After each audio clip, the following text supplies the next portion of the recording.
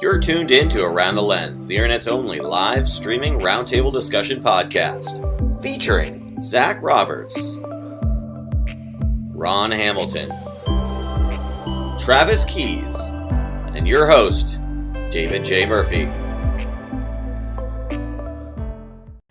Hello and welcome to Around the Lens, episode 183. I'm your host, David J. Murphy. Joining me as always are my co-hosts, Ron Hamilton and Zach Roberts. Hey guys, how you doing tonight? Aloha, Dave. I'm alive. Or Good to see you all here today. Or this morning, if you're me. How y'all doing, Zach? How was your week? Fine. It was uneventful so far. So yeah. No big pride parades or Proud Boys or anything like that going on. Nothing since the July 4th weekend shenanigans and everything. So thankfully, no. What's that restaurant that I always likes to go to? Harry's in what's that? No, I was thinking of the Super Troopers movie. Right? Oh, shenanigans. Oh, okay, yeah. I got it. Yeah. I was like, wait, what's going on? Morning, evening, afternoon. It doesn't matter. It doesn't matter when we're recording this. Because we're all over the world. This is a global show. We've got people from, me. I'm in the Koreas. Zach in New York. Ron in Hawaii. And, of course, our guest this evening or morning, Roy Galitz. Or Galitz, I should say. Excuse me, Roy Galitz. Before we go over to you, Roy, real quick, Ron, anything happening in your life? You weren't with us last week. Anything crazy going on? Oh, we covered the mayor's convention here in Honolulu. That was important. And then the next big story, we got they're doing something about the Apollo moon landing here, and I'm going to disprove it, I think. I'm going to show it was all fake. And also there is a cloud. Okay, sounds good. I like that. You know what you should do? You should cover the Area 51 story going on right now. I think that would be there you go. I should make a special trip. They can't stop us all, Dave. They can't stop us all. Actually, they can. Oh. In that case, never mind. I'll just stay here. No, don't encourage them, because I think we need less of these people that would believe that they could. Yeah. Anyway. Earth's flat. I will be paying attention to my TV on 920 and see what happens. Aliens are real. I believe it. All right. Well, enough chit chat. Let's throw it over to our guest, Roy Galitz. Roy, hello. How you doing? You need to unmute yourself. Okay. Yeah. We'll do that again. I'll cut. All right. And I'm going to throw it over to our guest this week, Mr. Roy Galitz. Roy, please tell the audience about yourself. Hi, everyone. So I'm a wildlife photographer, enjoying the great outdoors, trying to be as far away as possible from civilization. And while being so far out there, I mean, it's almost like being in Honolulu, for Ron. But being so far out there and so much time out there, you come to realize that our world is changing. So I'm also a conservationist, environmentalist. I'm a global Greenpeace ambassador, and I'm trying to do more with my photography than just taking clicks or just taking photos, but also trying to make the world better if it's possible. Oh, that's great. So, yeah. That's an awesome endeavor. How long have you been doing that for? Well, I've been photographing for the last 18 years, doing wildlife photography professionally in the last 7 years. Really into it, and been doing conservation work for the last 3 years. Awesome. What did you do before that? Well, before that, I was into finance, which was boring. Sorry if everyone's doing finance, but for me it's boring. And before that, I was a commercial photographer, professional photographer, which I didn't like. It's not for me. I like to be outdoors and not in a studio. And before that, I was in the military. Oh, really? Wow, awesome. Ron was also in the military. You wouldn't tell by his current demeanor, but you know, that. So I mean, well, you're from Israel, right? Yeah. So obviously, Yeah. people should know that military service in Israel is compulsory, unless you're an Orthodox Jew, and then you don't have to serve, right? Yeah. Or you get a waiver, And I'm not Orthodox. right? Yeah. Yeah. No, so you did what? Your 2 years, right? Your mandatory 2 years, or No, actually, it's 4 years. I was an officer. Oh, awesome. Okay, great. Yeah. Did you ever think about like staying on in the military, or did you? It was. Nah, it's not for me. I don't like big organizations, and the military is one of them. Plus, I like to pave my own path, kind of thing, which is not for someone in the military or in any big organization. Yeah. And to do that without any limits, without any constraints, being your own boss, I have to do it myself. But that's my advantages and my disadvantages. Yeah. Yeah, I was actually in Israel in 2005, part of the Birthright Israel program. I got to go and scoot around the country for a bit. We had some Israeli military folks attached to us, so that was it was neat to hang out with them, learn about their stories. Awesome. Yeah. They went to the military bases as well, so it was neat. But here we're going to talk about photojournalism tonight. So you were doing the military, and then how did you get sort of the photography bug? Was that happening? Well, after the military? Yeah. Actually, it did. Well, while doing the compulsory service, you don't really get paid in Israel, so that's you're just struggling to finish the month.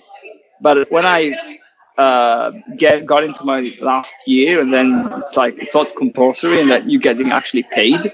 So with my first paycheck, I bought my first camera. Oh, great! So I fell in love. I mean, it's not even in love. I think I became obsessed. So I became obsessed with a healthy obsession. Yeah. And I started reading everything I could, watching whatever material I could find. It's pre-YouTube, it's pre-Facebook. So I'm talking like 2003. So I learned as much as I could from websites like DP Review or Luminous Landscape back then, and so on, and others. And I started writing articles in Hebrew because there was no information about photography in Hebrew back then in the days. I started teaching photography. So, I mean, it became kind of my life mission. And when I got out of the military and I started doing that for myself as a profession, as a hobby, as a passion, as a way of life, it became so much more than that. So, later on in 2007, I started a photography school. I opened a photography school. Which was, imagine that. I love photography. I love speaking about photography. And imagine getting paid to do that. I mean, that's awesome. So it's kind of a dream job. And the school since then grew dramatically. It has over 25,000 graduates. Oh my gosh. So far. Yeah, it's a team of 60 people. It's not just me. I'm doing the list there, but there is an amazing team working in the school. And from there, it went onwards. I mean, it just expanded. So that's in the nutshell. I mean, there's other things I've done over the years in photography, but that's just an intro. So the school, was it focused on teaching photography in Hebrew, and that's you kind of, that was like your niche, or was it just a general photography school? Yeah, well, it's general photography school. It's in Hebrew. The Israeli market is kind of big, kind of large. There are 36 photography schools in Israel, so that's it's a big market. And we also do, in the school, we're doing the Israeli Photography Convention.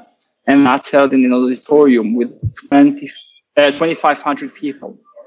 2,500 people sitting in an auditorium listening to talks and lectures about photography, which is an amazing thing.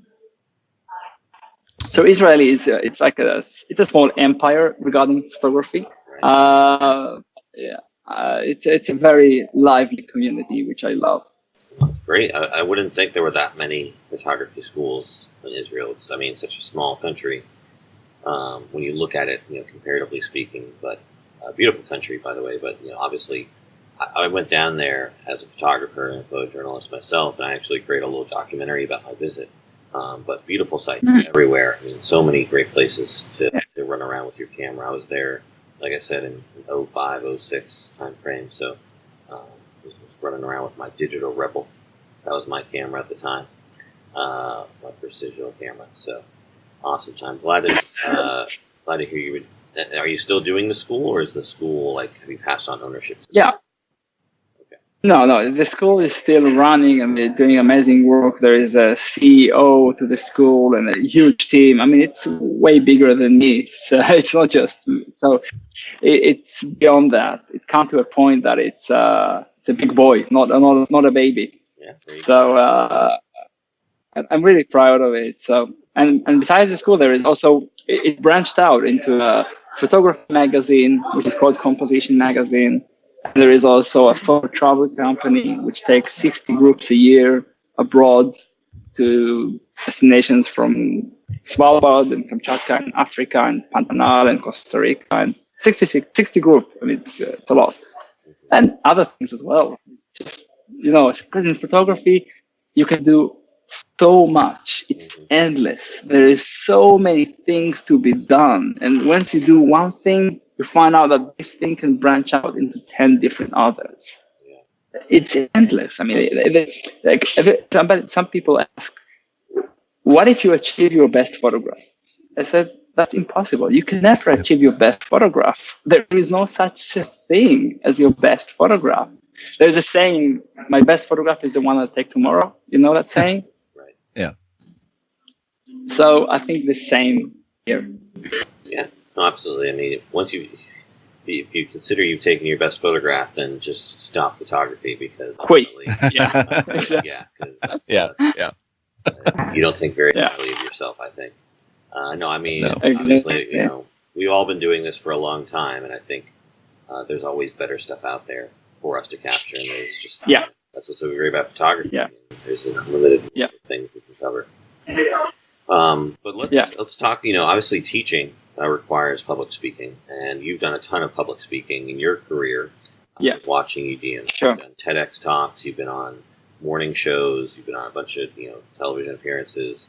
So we'll start with you, and you can talk to us about your sort of public speaking, how you got into it, and what you do to prepare specifically. We'll start with the TEDx stuff. I've always been fascinated by TED. I've seen a few people. I've been to a few TEDx events myself in person, and I'm always fascinated by just everything that's put out, with regard to how TED speakers do their thing. How did you get into the whole TEDx sort of scene?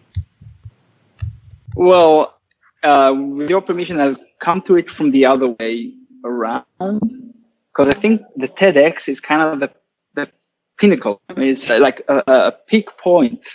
And going to the peak before you understood the rest of the mountain is like missing half of the point. So I'll go from that direction, if that's all right with you. So again, as I said, I love talking about photography and about my passion. I was teaching in the photography school. I gave over 1,500 lessons, which is a lot in my aspect. A little bit. So a little bit. It's nice to start with. So along the way, you figure out your way of conveying the message. You understand how people react when you speak certain ways. So you start giving more and more talks. And you give talks out of the school, and you give talks in conventions, in fairs, in exhibitions, artist talks, and so on and so on. So there's so many different talks, and also speaking on TV is so much different than speaking in front of live audience. And then when I wanted to take my passion to the next level, one of my goals was to give a TEDx talk. Okay, and then with the help of my lovely BizDev manager Noah, we applied to several TEDx conventions, and we got accepted. And once you get accepted, then you go, oh shit, now I need to deliver that. Right. So Put your money getting where your mouth accepted, is. yeah, Seriously. yeah, exactly. Literally speaking, yeah. And then you understand that getting in it's fun, but it's a challenge that it's been accepted. But then you understand that there is so much work to be done now that you don't even know what you're getting yourself into. And at that point, I started to understand what did I get myself into, and get prepared into a TED talk. There is a huge list of things that you have to do. You have to create the idea in a very structured way. And then you have to take that and create that into a script. And this script has to be exactly at the timeline that you were given. If let's say they gave 6 minutes and 40 seconds, you have to finish at 6:37 because you need three seconds at the end to say thank you on the stage. So, I mean, you can't do it at 6:45. You have to do it at 6:37. Right. So after you finish writing the script and everything, then you start memorizing it. And memorizing a script for 6 minutes and 40 seconds is easier than memorizing a script for 18 minutes, which I also done. But they're both terrible. Okay, it's very difficult, very annoying. It's a tiresome task. And luckily, I have an amazing team that helped me with it. It wasn't just me. So I had Noah, the one I mentioned before, help me with writing the script. And then I had a trainer to help me with the pitch, to adjust the way I'm speaking to the audience. Let's say in England, they don't say adulthood, they say adulthood. So I had to practice saying adulthood and not adulthood, and so on. And then you have to, I took acting lessons. Okay, wow. Acting lessons. Because I didn't want the talk to sound like I'm speaking from my memory, like I memorized. I wanted to see like it's natural, like I'm making this up right now as I speak. So I took acting lessons. And then after that, yeah. So you can see it's a really, really, really long procedure. And and everything comes down to this one point, this one evening when the event is going on. And then you need to go on stage. And then you have to do everything you practiced for 2 months in advance and start speaking that. And of course, nothing is going to be perfect. I didn't have even one talk out of my 3 that was perfect the way I wanted. But it was the best I could do, which is good enough. So you have to be ready for the mess ups. I can tell you about the mess ups if you want, but it's nothing perfect. No, absolutely. And I mean, but it sounds like you put yourself into it, which I think is key towards any public speaking. You know, there's too often than not, people just kind of don't practice, don't prepare. They get up there on stage and then they wonder why they give a poor quality speech, And thankfully, I've never seen a poor quality TEDx talk. I think mostly because everybody prepares like that. Right. And I think those are curated away. Again, I don't dig deep into the TEDx. Yeah. Whatever's featured. So, Ron, you do teaching as well, right? That's right, Dave. I have a perfect voice for teaching, and I have the right attitude. So, I mean, Roy, you can corroborate my story, Roy, if this is true or not. The secret to teaching anything is pretend like you know what you're talking about. Go in and just bluff your way through, and you can make it. The key is to never show you're right. that you don't know what you're talking about or any sign of weakness, because otherwise they will pounce and eat you alive. No, I think that's with predatory animals, not with students. It's to not show weakness. It's the same. It's the same. But I mean, for you, Ron, I mean, you're an on-screen personality as well. So how do you prepare for your public speaking or just being on camera? It's the same. You're right. It's very similar. You just prepare yourself ahead of time. My favorite way of doing it, in fact, I tell my students this, is if you wait until the last minute to do something, then you only have to prepare for 1 minute. So it's really easy. You know, you can stay up all night preparing, or you just wait till the last minute. It only takes a minute that way. So what I usually do, if it's something new, something that I have to really prepare for, I'll take a couple hours, but I'll cram it all into one, an hour or two, prep everything out. I mean, I know what I want to say more or less at any given minute, so I just prep it out how it's going to be. Okay, I want to talk about this. I want to talk about that. I want to talk about the other. Let me get some examples of this, and I can string it together, and then I can make a coherent presentation off of that. Right. Would you do that same if you were invited to do a TED Talk? Probably, yeah. Okay. I'd probably recycle something, honestly. Okay. If it was me. Well, the problem with TED, I mean, everybody's doing it the same way you're doing it because it's the easiest. I think because when you know what you're talking about, you just need to go on stage and you have a general structure of what you want to say and you know what you're going to say. But the difference is when you have 6 minutes to convey a message, an idea in the most precise way possible without any or or whatever, no pauses, nothing. You have to script it, memorize it, act it, and perform, because that's the way TED wants it. If you don't write the script or you don't do well in rehearsals, they cut you out. So it's like you can't wing it. I mean, you have to. Sorry? Roy, when you were watching the TED Talks, did you ever see anybody like crash and burn? Oh yeah, well they edit it also. Okay. But I mean live. In my live you don't see on the TED, but in my first TED Talk, I had by accident the woman in charge of the computer started flipping slides for me. Oh geez. Oh. Okay. And I'm hysterical on stage because I'm building up for this next image, and I'm walking the audience through the process I went to get to this polar bear, and suddenly boom, click, and I'm like, what? How did that happen? Oh, no. Okay, so I stopped the talk because I knew if I won't stop it, she'll keep flipping the slides for me for the rest of my talk. So I had to stop the talk. I asked her politely, please don't pass the slides for me. And we continued onwards. On the version that went on the website, they cut out that part when I asked her to stop. Okay. Yeah. So if there are mess ups, they're usually edited out.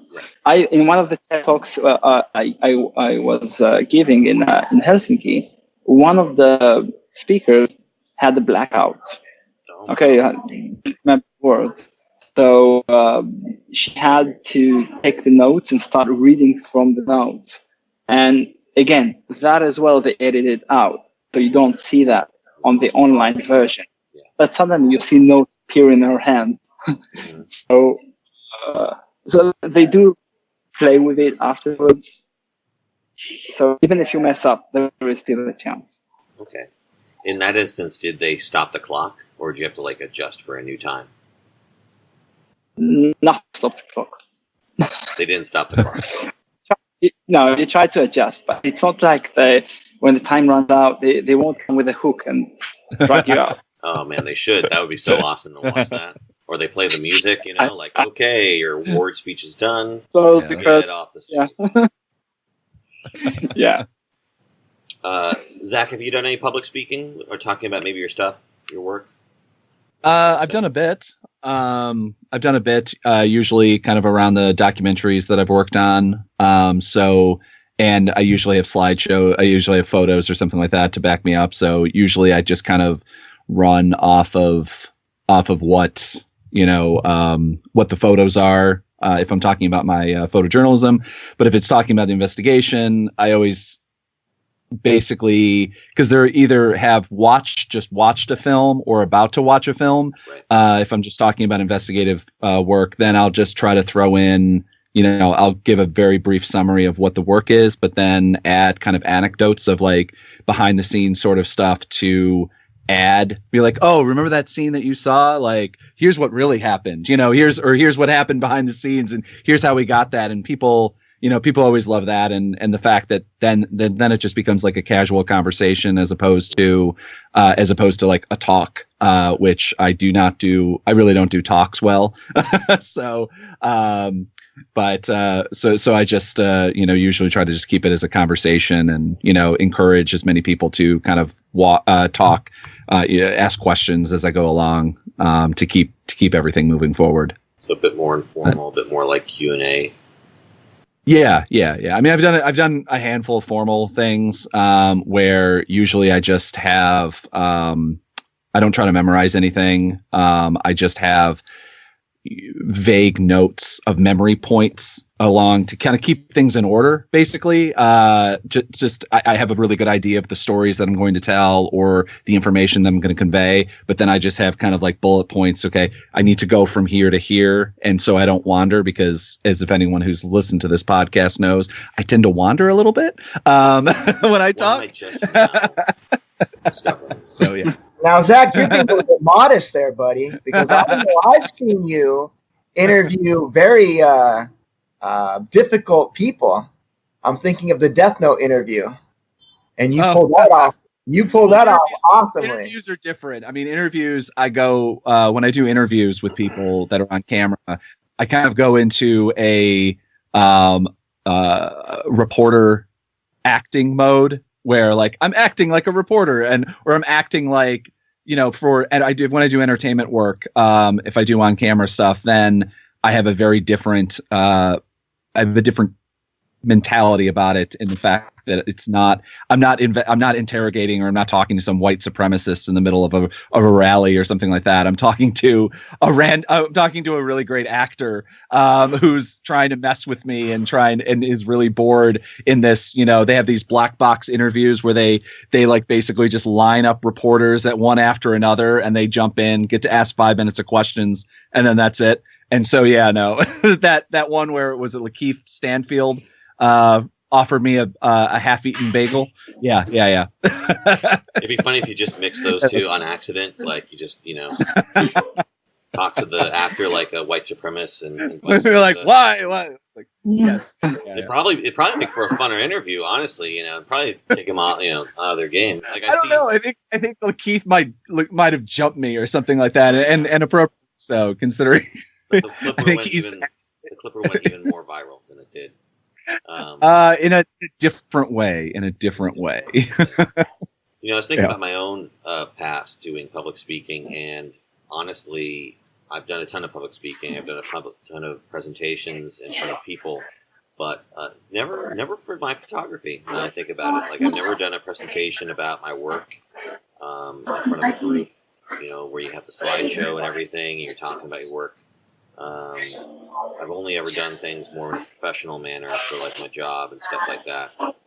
So as far as how I prepare, I just make sure that I know the material. I practice it as many times as I can, and I try and speak without any sort of note cards. I try and speak off the cuff. I try and speak with as few audible tics as possible.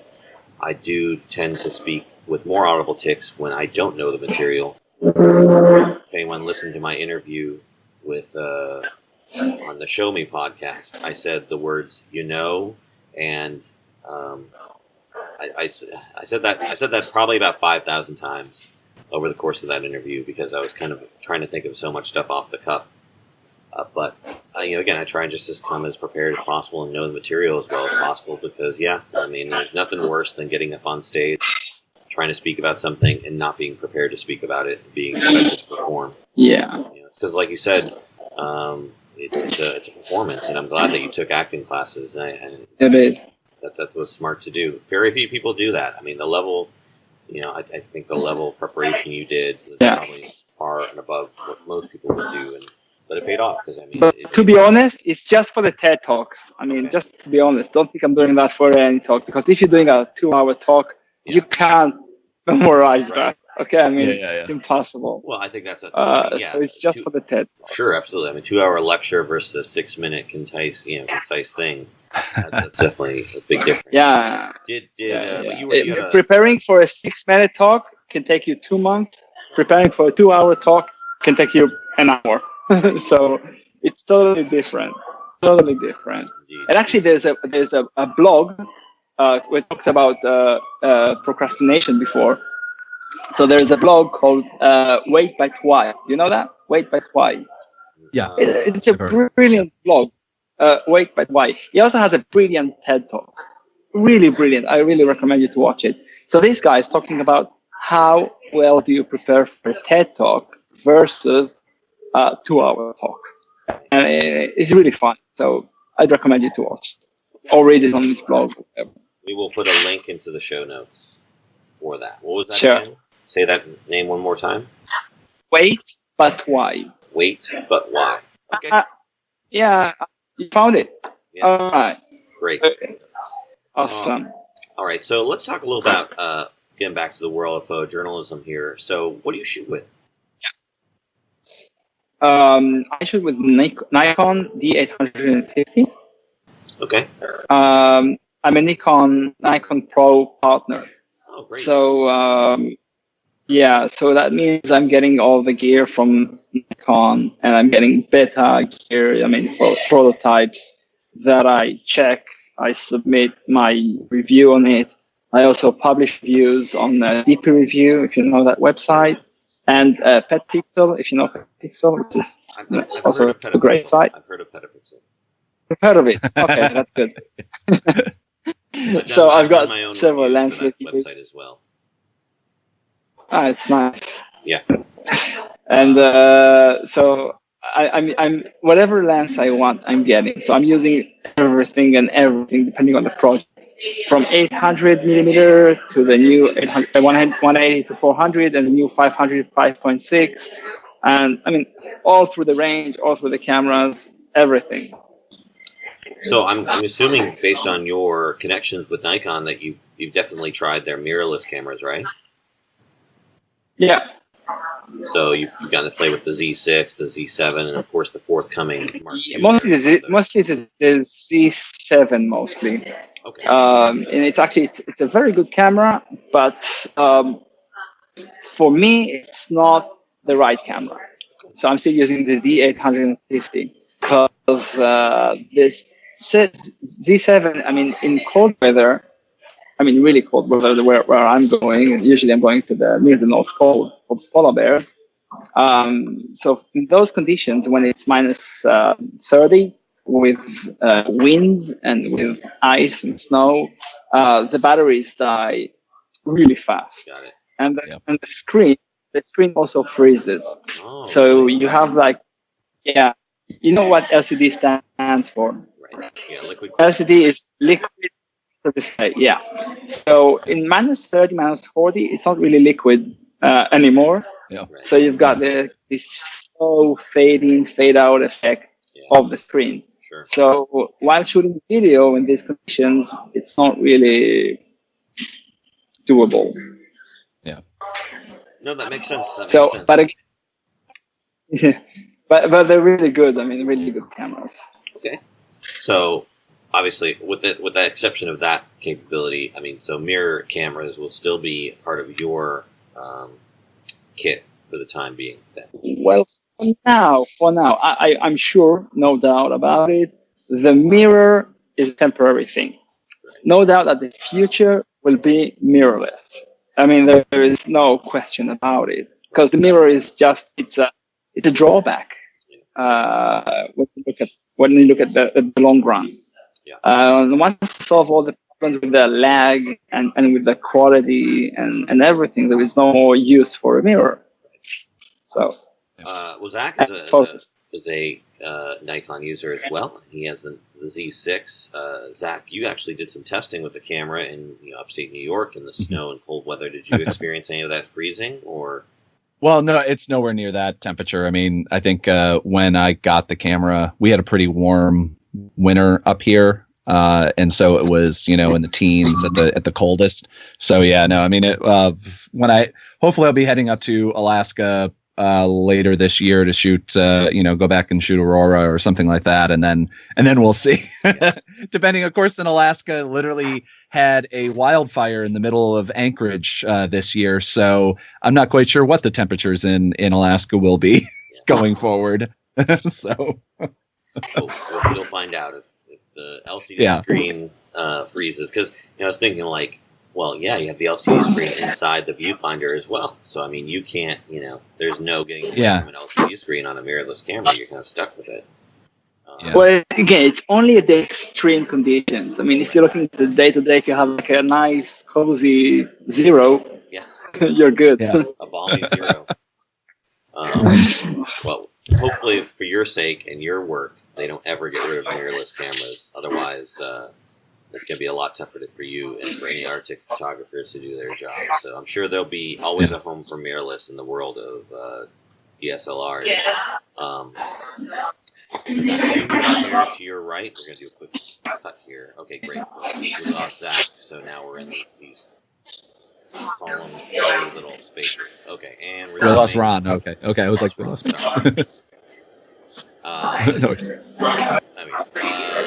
and go back again. So, the reason we're talking about mirrorless right now, obviously because Sigma, part of the L-mount alliance between Sigma, Sonic, and Leica, just announced the world's smallest and lightest pocketable full-frame camera. So this would definitely not be something you would use, Roy, just because... Not for now. No. Yeah. There's no viewfinder on this at all. It's all screen. It's all... And it's not Nikon. I mean... It's not Nikon, of course. God forbid you use something other than Nikon. But we have a deal. We have a deal. Yeah. Okay. All right. Of course, yes. The public-facing Roy has to say Nikon, but the private, sure, it's but it's okay to tell us because nobody's listening but us, so it's all right. That's good. That's good. It's not too far from the truth, but. Anyways, you've got the Sigma FP here. It's pretty neat. The world's smallest, lightest pocketable frame. It's awesome. Yeah, it's pretty small. 112 millimeters by 69 millimeters by 45 millimeters. I have no idea what that is in inches. 370 grams. I mean, it's nothing. Look at the height of the camera. It's just the mount. Yeah. If the mount was smaller, the camera would be smaller. I mean, pretty much. It's amazing. I don't think you could go much smaller. Maybe you could go like less wide, but then I think. How would you even hold it? Where would you hold it? Yeah, I know, right? Yeah, it'd be a full frame GoPro basically, which should be actually kind of amazing. I kind of want one now that I think about that. Yeah, but come on, GoPro, make that happen. It'd be $14,000 though. Yeah, I know, so right? And then you drop it in the water and be like, "Well, it's gone now." Yep. But no, it's a pretty neat camera. It's got a 24 megapixel sensor. It shoots 4K. Actually, I was quite impressed. It shoots like 12-bit 4K, which if you do any sort of color correction after the fact or mess around with that, that's a lot of dynamic range after the fact. You can shoot 4K raw. So pretty impressive for such a small body. 12 bit. I mean, the other cameras are 14-bit now. Are they? Wow. Yeah. They are. It's pretty impressive. I mean, you get tons of stops of dynamic range. I'm sure you've messed with that when you've shot in the Arctic, dealing with such bright whites and stuff of the snow and the ice, right? Yeah. It's come in handy. Yeah, absolutely. But I love how small this is and how flexible it is. What I like, did you see that ad they have there? Oh, yeah, the ad was what they're showing in the ad, they show the versatility of the thing. So it's like, it can be anything like from a small like pocket camera to this huge DSLR video cinematic mount of Avatar, like a crazy thing, which is an amazing thing to do with such a small body. Yeah. No, I highly recommend everybody check out the commercial for this thing. I mean, I'm sure I know how they did it, because if they did it the way I thought they did, it would take forever.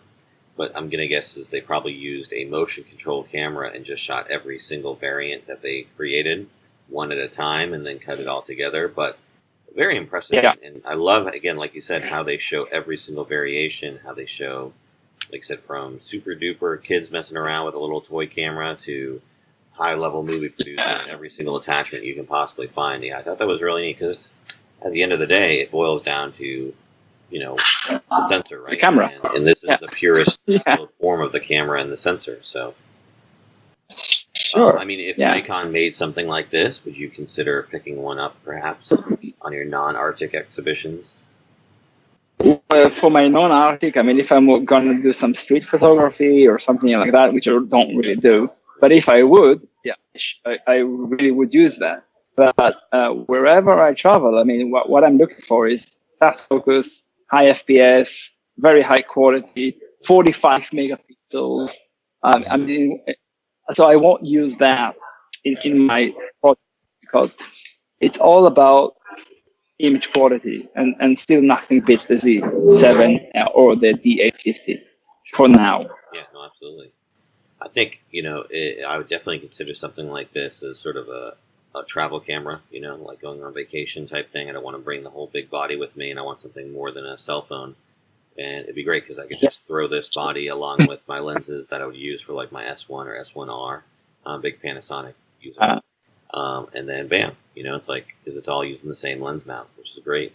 And it's like you literally put it in your pocket. I mean, it's you throw a pancake lens on this, and you got a point and shoot. Nobody even knows. Let's go. Yeah. Extremely high quality point and shoot. Yeah. Ron or Zach, any of you guys interested in this type of camera or this form factor? I mean, I would. Yeah. I mean, this would be very nice. I mean, I'm looking at one of the things I'm liking that they're already showing at least the ready expansion to actually use it as a full-fledged, as they said, full-fledged filmmaking camera. Something that Nikon is kind of not moving quick enough on. As a person who uses my Z6 for a lot of video, I love the video on the Nikon, but like there's not the kind of the world built around the camera the way that the Sony systems have. Obviously it's new and everything like that, but the fact is that seemingly at least they're already kind of looking at that right away, which is really nice. I like it has a director's viewfinder mode, which simulates other major types of cameras like the ARRI and the Alexa and the Sony and the Red cameras. So that's really fascinating to use it as a director's camera sort of thing. And yeah, no, I mean, I would love to see Nikon come out with a much smaller little thing.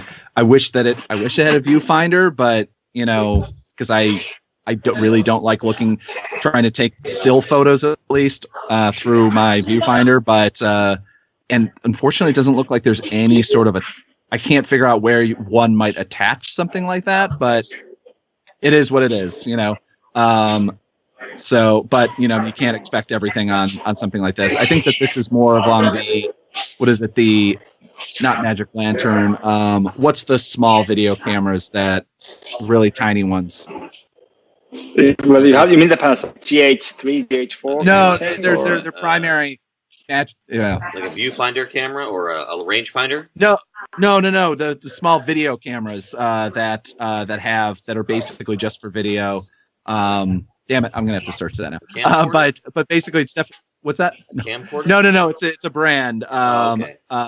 Red? You mean Red? One of the Reds? No. They're large. But anyway, they'll they seem to be going a little bit more after that market when it comes to video type of stuff, as opposed to like a DSLR. Yeah. But the biggest thing that I'm excited about for this idea is kind of the concept of the L mount world, which is basically going to help out the other brands of cameras, I think, kind of go into the future. So there's not just the big two, there's not just Canon and Nikon or Sony, even for that three. matter. Yeah, Sony as well. Yeah. Now it's three. Yeah. Sonic 4, excuse me. Yeah, but no, well, the L is 4. Yeah. So I mean, it's that to me is good, just because I just in general it's like it's good I think it's good for all of the industry. It'll force Canon and Nikon and Sony to keep pushing in lenses and different things like that if they have the competition from the smaller brands that can try to do something like that, like what Sigma has done here. So yeah, absolutely. Competition is always good for the clients, for the consumers. 100%. Yep. Ron, any thoughts on this camera before we move on to our next topic? I don't want to buy it. That's a no from you, Ron. I guess if it was made by a Chinese manufacturer, would you be more interested? That would spark my interest. Yeah. These are still pre-release, right? This is not out in the world yet, right? No, not out yet. Because today is Prime Day, and there's a whole lot of good bargains going on Amazon Prime right now for our American viewers and listeners. That's right. I think it's international, but yes. Indeed. Yeah, it's international. Yeah. And it was Black Magic Design pocket Black cinema camera Magic. that I'm talking about. Yes, Yeah, Black Magic. Yes. Yeah. I was trying to think of the Black Rapid straps, and I'm like, that's not the same thing. But yeah, no, those, which I've never been a huge fan of, just because between the sensor being smaller and also just the quality I've seen from them has not been that amazing, at least in my view. Versus like the full frame DSLR or mirrorless cameras. But yeah. Anyway. Yeah. All right. Well, I want to quickly touch on this last topic before we sign off from you, Roy. Obviously, this is probably you've probably dealt with this yourself. People trying to use your imagery without your permission. Here, I think it's a pretty egregious example of it. A photographer did a showing of his work. Someone came in. Nadav Kander. Yeah. It's a completely. It just boggles my mind that any sort of art director or photo editor would allow this to happen. But essentially, again, a renowned photographer, Nadav Kander, he had his work at a showing at a gallery. Someone took a picture of his work and then uploaded it to Alamy, and that's a whole other thing. Just again, a stock agency allowing this type of work to be sold on their agency. But again, then a photo editor found this image, cropped out the fact that they knew it was a photograph of a photograph because you can see things in the element in the original photograph. Cropped it out, used it on the cover of a national magazine, a big magazine in the UK, and it was like, this is totally okay. This is an acceptable practice. And then, of course, I think it's a series of mess ups. I think it's a series of mess ups. I mean, everybody screwed up in his own right of mind. The only one who didn't screw up is Nadav Kander. But the photographer screwed up because he took that photo and then uploaded it to Alamy. Alamy screwed up because they didn't take it off. And the editors screwed up because they saw the ticket and they really didn't understand what they're looking at. But they said, because it's an Alamy, I guess it's legal, it's okay, but I can use it. And they didn't check it out good enough, well enough. Yeah. So I think everyone's wrong here. There is no right. Yeah. Okay? Of course, I've dealt with it. I've been twice in court already on cases that, unfortunately, I mean, I'm not proud of it. But of course. I mean, but you've had the experience, you've had to fight people because they were stealing your imagery? Yeah, it's not a fun fight, but it's something that has to be done to protect your rights and also educate the market and the magazines to respect your rights. Can you talk about otherwise what are we doing here? Yeah. I don't know if you can talk about those instances. I mean, are they still in court or are they done? Or did they? No, they're done. They're done. And I'm they're done. But won, it's right? I can talk about it. Well, it's I don't know how it is elsewhere, but in Israel, the judges want you to settle out of court, and then they don't have to write this long verdict. Okay, I assume it's everywhere across the world, but that's the way it's in Israel.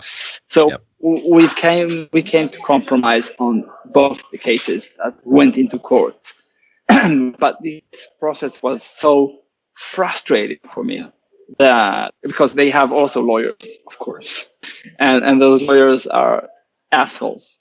Okay. And it made me so stressful that I don't want to do that anymore. And ever since then, I prefer a bad compromise without lawyers in court rather than a good compromise or a good win in court with lawyers. So I've settled a dozen times at least on bad compromises, but I'm happy with it. Yeah, you're not the only one who's had to deal with fighting folks who steal their imagery. Zach has, of course, been dealing with that constantly with his work from Charlottesville and others, I'm sure. But that has ended mostly positively for you, right? I mean, neither of you ever experienced an issue where someone won the right to use your work without your permission, right? You just had to fight it. I mean, one of the big problems with it ends up being is that with the proliferation of with not a lot of enormous websites or like if BuzzFeed's never stolen any of my work and I haven't seen anything, so it's a bad example, but like BuzzFeed or like some big site that has, money and capital behind it steals your work, there's a process at which you can go through. They have lawyers, you have lawyers. Things can be worked out very easily and quickly, and the editors know what they have to do. The problem is that there's 10,000 websites out there that'll take your work and reuse it, repurpose, whatever, not credit you even, which is even worse, I guess, that don't have anybody behind it, that are just like a website with 5 guys and that sort of thing. I mean, I run one of those, but I don't steal people's work. But at least not without their permission. But so that's really the big problem where going forward, because I mean, I'm trying to think of what the metaphor is. That game with groundhogs. I'm not doing good with words today. Yeah. You're doing one, but there's 10 others coming up. Yeah. Yeah, exactly. Easy with that hand motion, Zach. Easy with that hand motion. It was a hammer. Like anyway. Oh, sure. Of course. Yeah. But so I mean, that's the big problem with theft. The big problem though is. Alamy is my work is up on there because it feeds through other wire services, and Alamy then sells it. They sell it at a much crappier rate than everybody. So like the biggest problem, honestly, through all of this is Alamy, because they're not anyone can upload basically anything up there. It'll sit up there. They have no editorial process, not like Zuma Press I'm with. Or Getty that has an integrity level thing going on. So this is not the first time I've heard a story like this, but it is the first time I've heard that it made it to the front cover of a magazine. And this is why photo editors are important, not just art editors, but people actually know about photography and how to license it. But also, don't deal with Alamy. Go through, pay $5 more or whatever for most of these photos and go through a better reputable site. One of the other problems now is that it's so international. So it could be somebody who stole your images and sits in Iran or North Korea. Okay. And you have nothing to do about it. I mean, you can't somebody from Slovenia or anywhere. I mean, you don't have a lawyer there. So you're helpless in that kind of instances. Right. Well, it's like you're saying, is the fish worth the catch? Is the fish big enough that it's going to make it worth it for you? Yeah. And I remember many years ago, I was talking to someone who dealt with people stealing their imagery and using it on their websites and stuff. And at first he was like, okay, you're a small time person. Just pay me like $25 for the rights to use the image. And even then they'd be like, well, I'm just using it for my blog for free. I don't get paid for my blog. Okay, fine. Just give me credit, at the minimum. Link to my site. That's what he got good luck. Point to. It's like, because again, it's like you can't stomp out every one of them. I mean, the key is, and we've said this many times on the show, is like, don't put out, like, you're representing yourself, don't put out your high-res full originals online. Sure. And watermark your stuff. If you want to be extremely watermarky, you can, but that makes it really hard for people to appreciate your work. So and just you have to accept a level of copyright infringement, unfortunately, in this day and age. That's the way the internet is working. I mean, if you're listening to MP3s that were downloaded illegally, you're violating copyright of the artist. The internet is about information. So I'm not going after people who are just posting on blogs. I'm going after commercial companies. I'm going after magazines. After like Zach said. I mean, you're going for the big pockets, and not for the amateurs, 2 guys on the website kind of thing, or a blog. Yeah. So you deal with it. I mean, you understand the cost of living on the internet, that some people will infringe you, and that's fine. I'm not going after those. Right. All right. Well, I know you've got to get out of here pretty soon. So, Roy, before we sign off, is there anything you would like us to check out of your work? Sure. Well, first of all, you can look up my work on Instagram or Facebook, Roy Gallet. I'm giving a lot of talks. We talked about public speaking across the US, starting a tour. And I'm also available if want to book me, so I'm going to do West Coast, East Coast, and I've been commissioned to give a talk in Chattanooga, Tennessee. Yeah, Chattanooga. Is that a place? Yeah. Just came back from there. It sounds like a made up word. Okay, so it is a place. Yep. So Great thing about Chattanooga, and also they have wonderful internet there. High speed, Yes. Oh, yeah. internet. You'll love it. I'll check it out. So if people want to book a talk, I'm available. Also, I'm guiding workshops everywhere in the world, from North Pole to Antarctica and everywhere in between. So if you're interested, just contact and feel free. Definitely. I'm giving a talk. We talked about public speaking. I gave a talk at this. There's a lovely neighborhood photo store here in New York called B&H. Yeah, B&H. Yeah. We love it. I used to So work I'm there. giving a talk Yep. Ah, really? Did you? Yeah. No, it's an awesome store. It's a big store. I'm just kidding about the neighborhood store, but I'm giving Yeah, a talk there. It's also going to be online. So far as I understood, but I'm giving a talk there on Wednesday, on the 17th of July. Oh, okay. So if you're in the area, if you're in the neighborhood, I'll be happy to see you.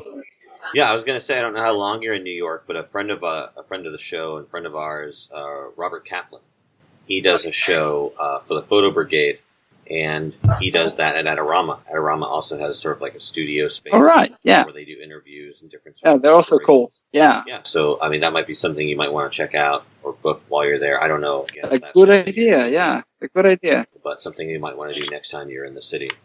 But yeah, anyways, awesome. We'll make sure to link all that onto our show. I live in New York right now, so I'm going to be here for a long time. There you go. Perfect. Awesome. Well, there you go. Yeah. Do you go back to Israel much, or do you just pretty much reside in New York all the time? Well, I reside in New York. I'm going to Israel for conventions and public speaking and some meetings, but today everything is done through the Skype. Yeah. So I don't have to physically be there, just Skyping every day. That's Nice. right. So that's how we do our show here. Everything's done. Exactly. Korea and New York, so it's and Hawaii. That's right. All over the globe. We're Amazing. a global show. Yeah, it's a global village. Yeah. Indeed. All right. Before we sign off, Ron or Zach, anything else we need to know before we sign off? You guys? I ain't got nothing going on right now, so. All right. All right. All right. Well, thank you. I'm not sure that Ron is here, so. Yeah, I think Ron might have dropped out. I never know if Ron is here. Like, even when he's on, I'm never sure if he's here. You know, it's just one of those things. Even if he's in the room with you. So. That's right. He could be right next to me. I would not know. He'd be like, oh, God. Jesus. Anyways, well, thank you so much, Roy. Really appreciate you taking time out to be on the show. Again, you can check out more about us and what we're doing here at Around the Lens at aroundthelens.com. Contribute to us on Patreon. Subscribe to us on YouTube and Facebook. Like us on Facebook. All that great stuff. There's my cue music to end the show. I have to go to work. It's been great. It's been wonderful. Thank you again so much, Roy. You're always welcome back to come back on the show and tell us about everything you're doing and all your cool projects. For Zach Roberts and Ron Hamilton. So much. Thank you again for taking time out to be here. Like I said, for Ron Hamilton and Zach Roberts, I'm David J. Murphy. This has been Around the Lens, episode 183, and we are out. Okay, and I'll cut there. Cool. It's weird not doing it live. Let me finish. Thanks for tuning into Around the Lens. We hope you enjoyed the show, and hope you'll join us next week. In the meantime, go to aroundthelens.com for show notes from tonight's episode, as well as links to our Patreon, YouTube, Facebook, Twitter, and Instagram pages. We're also always looking for new and exciting guests to feature on each show, so if you know somebody who might be interested, let them know.